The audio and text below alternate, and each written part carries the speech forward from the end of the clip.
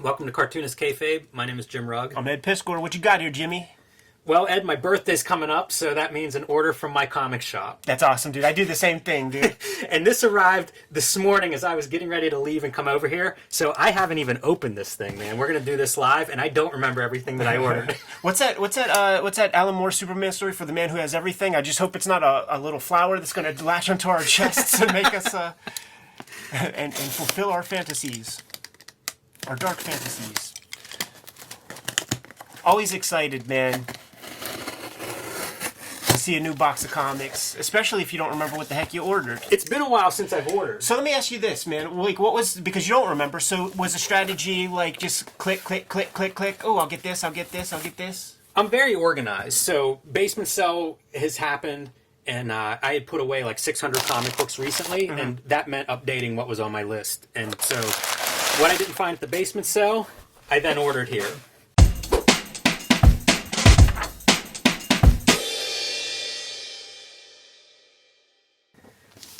Yeah, we'll start with the magazines. It's a little bit of a smaller pile. I love my comic shop, but I have gotten burnt when ordering stuff at even like a fine grade, and it has fucking mold and shit, man. So I always get nervous. Mold is my turnoff, and it scares me that you say that, Ed, because I tend to order what I'll call reading copies. Right. And so that's usually the cheapest, lowest grade. So what we have here is Beset by Demons, which is a Tundra book. And I've recently gone through and looked at a bunch of Tundra stuff, like various lists. You know, we did the Kevin Eastman interview and things. And so I've been kind of picking those up here and there. And this is by Michael Paul McLester, who I don't know. Yeah, So I don't know this comic at all. whenever I start looking up Tundra stuff and I don't know it, if it's a reasonably priced book and I can get it, I'll give it a shot. Yeah, shouts to the homie for actually, not taking Eastman's money and running. Yes. At least with this issue.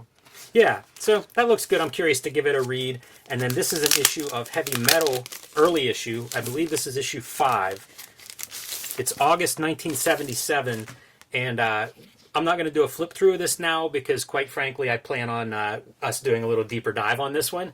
But it was an issue that I was missing, and I'm very excited to pick it up. I've been looking for it for a while. Some of the stuff on my list is like that. You know, I have it on my list, and it's like until I get to my comic shop to do an order, which tends to happen about once a year. I carry that stuff around, and sometimes I'll find it before then, but not in this case.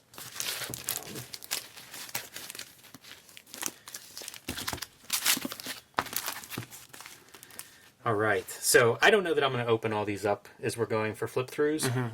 If you see something you want to take a closer look at, Ed, let me know.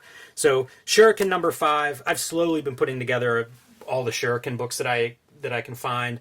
I think this probably, whatever's in here, I don't know how many are in here, but I believe this completes my run of Shuriken, including multiple volumes, several miniseries and one-shots. So I'm a Reggie Byers guy. Yeah. And there are a lot of Shuriken comics, but I don't fuck with anything but him, man. Or like, should I? It depends how much of a completist you are on Shuriken. I have a fondness for this character. I prefer the Reggie Byer issues. Those are what made me fall in love with the character. There aren't too many that aren't him. And that's why I've ended up picking them up. Usually, they would start in quarter sales or something, and then it's like, oh, I need one issue to finish that run, so go ahead and get it. This is not Reggie Byers, but it's kind of an oddity in that way. It's very manga-esque, which you can see in that cover art. I think the cover art's the same inside, so it's kind of an oddity. And at some point, I hope to talk to Reggie Byers and learn a little bit about what's the history of that character and its sell to Malibu and ultimately Marvel. I get all that, man, but explain yourself, Jim. All right. This, I believe, this was a childhood comic that I got rid of, and I think there are 2 parallel storylines. This is like a time story. If it's what I'm not sure that's what it is, but I think it is. And so what happens is he hesitates and does something differently, and then you get 2 runs of the same story and the results of like having slight time difference. So if you ever saw the movie Run Lola Run, this would be like a comic book version of it. And that slight difference leads to dramatic end results. And it was just something I read when I was in middle school and then got rid of it. And I've kind of been looking for it and curious about it ever since. And so it is the issue. Thankfully, I didn't buy like a random Green Arrow because that would have not worked well. Very clever. So it's just kind of a novelty. And it looks like it's mostly wordless on top of it. And Jim Aparo, I believe, is the art. Barreto? Oh, no, it's not Jim Eduardo Aparo. Barreto. Yeah. Who's really great. Like, I like Barreto's work a lot. So it's kind of a novelty, fun storytelling. This is an issue of Amazing Heroes from 1986 that I didn't have and haven't been able to find elsewhere. Doug Wowdy cover doing Johnny Quest. I think Kamiko was the publisher at that time. An all Johnny Quest issue of Amazing Heroes. Is that what that's telling us in that masthead? I believe so. But really what it is the last issue from 1986 that I didn't have. Dick. Couple issues of the first Judge Dredd series. Love this issue, man. I picked this let's up. flip through it. I picked it up when I was so small. I think it should have a. It's around Cursed Earth. Yes, it's Cursed Earth era. Mick McMahon. It's not Mike. Mick McMahon. Such a shy guy that when they gave his name the credit of Mike, he didn't tell them differently for years, man. So this is deep into the Cursed Earth. We're gonna get to see my boy with the motherfucking. You see, these are like the vampire robots, but I think we're gonna get to see my boy who has the hand grenade for the earring on the Brian Bolland piece, man. Let me see here. Boy, the Boland art on Judge Dredd, it's just beautiful. How cool stuff. is that, right? I've been picking these up because I find them cheap. Yeah. And this is filling in a couple gaps, but I love the presentation, like the color, the paper. This is such a nice way to see these comics, in my opinion. I'm gonna tell you, Jimmy, when you read this story, don't be around your wife, dude, because it's very. You might shed a tear. Oh no. You might shed a tear on this one, man. That's what I think of when I think of Judge Dredd. A lot of sentimental storytelling. In Judge Here, Dredd. we're gonna get to the sentimental part in a second, man. Look at that. Look at that. He's gotta like build a grave for his homeboy. Brutal, Ed. Look. Look at that, man. And this was my first issue that I ever got. I got a Kmart when I was a little dude. What a great cover. The Boland covers on these are some of the best covers. They're some of my favorite covers in comics. Yeah. Also, this era of Mick McMahon in the very great beginning. that is. This is the shit that Frank Miller was definitely like pulling from. Yeah. You know, if you saw this stuff in black and white, you guys would see what I'm saying. Titan reprinted some of that stuff in black and Couple white. issues of that. Glamour Puss, I've been trying to fill out my issues. I think I'm missing like 2 issues now. Some of them are really hard to find. I'd call them out. Like, you might get them in the P.O. box, dude. I think it's 17, 18, and 19 are the ones I'm missing. P.O. Box 3071, Munhall, PA 15120. And again, the thing that I love in this is there's an ongoing story. It's like a lot of comics history, and it's centered around Alex Raymond. And I assume there's a chapter in here, so maybe I'll get lucky and find it, or not. But it goes into like weird details about these cartoonists at that time period and the tools that they're using and history of some of the different strips and things. Wally Wood. It's just a very bizarre comics, and the Alex Raymond stuff is kind of the heart of it for me. Got to censor these. Manga Monthly. Ed, you know this book?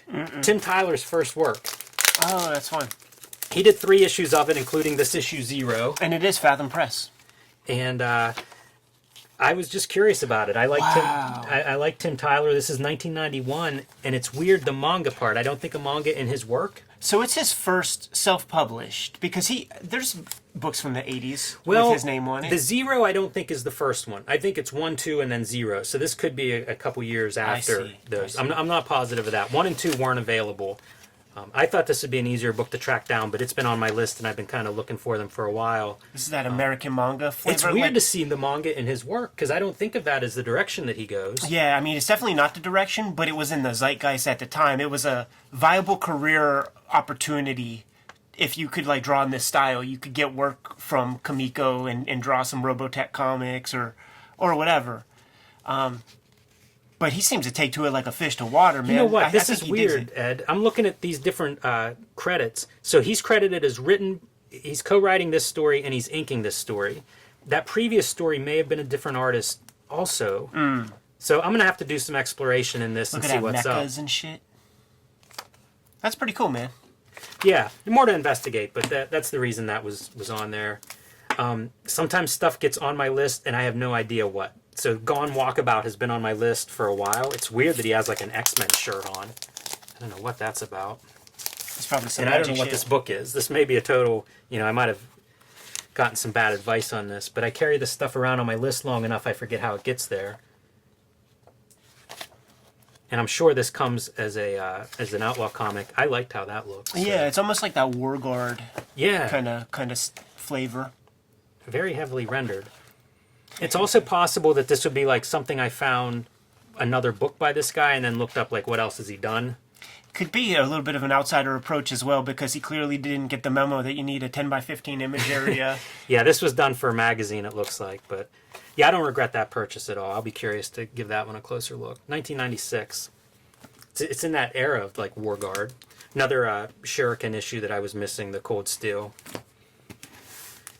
All right, so this one is, I picked up issue 1 of this, and it was okay. It's black and white 80s comic. This book, number 2, is supposed to be a flip book that meets in the middle. And issue 1 was good enough that I was kind of like, okay, let's see what we have. Right? Like, that's pretty polished kind of stuff. Little nod to Mobius. Oh, weird. It almost looks like they're flipping back and forth between the two. Like, each spread is, one part one side, one part the other side. Yeah, there's a reason why we don't do that in comics. Right, but it's also fun to look at people that don't know that yeah, reason. Listen, man. Hey, I'll send you over the hill, man. You let me know if the bad guys are over there, and if you get hit with arrows, I know how I have to proceed. Yeah. So it's a formal experimentation in that black and white era mode. Here's one for you, Ed. Yeah, We what's looked at this. We looked at this artist. I found out about this artist from the Wizard drawing board gimmick. Dig. He had drawn Maul, Jim Lee's Maul, yeah. and it looked really cool. And he did an issue, a one-shot of Lobo called Chained, and then he did an issue of Lobo fill-in. So this is Sangfroid Garrett. That's not his real name. Everybody has kind of, Iceberg Grant. These are fake names. I forget what his first name is, but Garrus is his last name. And by the way, the colorist, man, they should use a fake name here because, Jesus Christ, I can't fucking tell what I'm looking at. Every time I bitch about like computer coloring and digital coloring and how bad it was, this is what we had years and years of. When people first got hold of it, it was like everything was just muddy and the same values. Like the work that was done in his face, and you could never tell. Yeah, it's a shame. But I like this guy's art, and it's a shame that the color's a little dark, but he hasn't done that much stuff. So this is a chance to see him do some Lobo, who I think he's a very good fit for. I think he's a Spanish artist, I think. Another Judge Dredd. Oh, Steranko. Steranko, Captain America. Steranko Stan Lee. This was one of my first 100 books. I thought I had these in original format, and I went to dig them out recently and couldn't find them. Steranko on the colors. I don't think we should go through this too deep because this is a show and tell worthy piece. Yeah, I think you're right. But Marvel has a lot of these kind of like special editions. Like there's Adam Warlock. I'm forgetting several, but there's a bunch of them that they have done where it'll be like some memorable run, and then they put them out in a more affordable edition, like in the 80s. So if you're ever looking for some of that stuff, I always look up like reprints. Like, is this because a lot of the Marvel Classic stuff has been reprinted somewhere, and you can often get it for almost nothing. The versions I think was $2. The versions I have of this, and I think it's probably like 2 issues worth, was actually half size, like digest size, because I think it was like a power comic. Like I think it must have come with a tape or something where actors like read it out, man. So the version I have is like this small. But we're going to have to do a show and tell. Keep this one handy.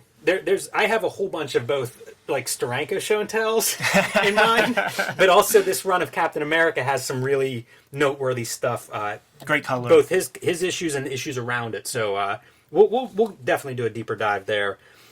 Dark Claw Adventures. I've been looking for this since we were in Canada. Yeah, Faust. Strange Adventures. I picked up the other Dark Claw issue, and I've been trying to find this animated style ever since, and just haven't been able to find it. So picked it up there. How about this one? Do you know Girl Squad X? This is a Fanico book. Fanico being that company that did Gore and Shriek out of Albany, New York. Yeah. They did an issue of Girl Squad X that's a little oversized. It's not... It might be magazine size, but it's bigger than a comic for sure. And then I was looking up something Fanico and found Return of Girl Squad X, so added that to my list. And this is the first I'm seeing it, but it's outlaw, craziness, basically. It's of that era for sure. Wow. Yeah, there's a great one in the first that's issue. nice, man. There's some really good stuff in it. In the first issue, there's a scene where they run a car from like one like parking garage through another into another building when stuff's going on. And this art's a little different than the first one, but I'm glad to pick it up. I didn't know it existed 2 months ago. And Girl Squad X, I would recommend if you come across that anywhere. This looks like Buyers. Yeah, I think this is another one of the miniseries. There's probably 6 different series of Shurikens. Yeah. Some are only 1 or 2 issues. This is a Tundra title, and I believe this is based on. It's based on a real alien abduction case. You know, you say that with air quotes and things, but you know, it'd be like Communion or something that's considered to be, I don't know about true, but have some validity. Like you could research this. Right. So that's what this comic's based on, and just curious about it. Again, stems from interest in Tundra. Fun. Midnight Eye. Oh man, do you know Midnight Eye? I think I have an issue or two from a grab bag, or like, you know, like Kayfabe sent us some stuff. Yeah, these are around. He did 2 series. The other one is escaping me now, but this is early color. The other one is black and white, and they're really nice. It's early Viz Comics. Yeah, you know, it's like a Freeman era. matte cover. The covers are very striking, and then in the case of Midnight Eye, they're in color, so you get that early. You know, Akira obviously is this. Crying Freeman has 1 volume that's in color, and so you get to see like how people are trying to package manga, and also how do you color For the manga American audience. whenever it's, you know, the values and everything are so well done in black and white. And these are great because they're just adventure comics. I think Marv Wolfman might be the person who actually does the final scripting on the adaptations here. Yeah, they would do that. Mike Barron would do the Jademan comics. Joe Duffy did. I'm wrong. Akira. It's Fred Burke, but the touch-up art and lettering is Wayne Truman. Yeah.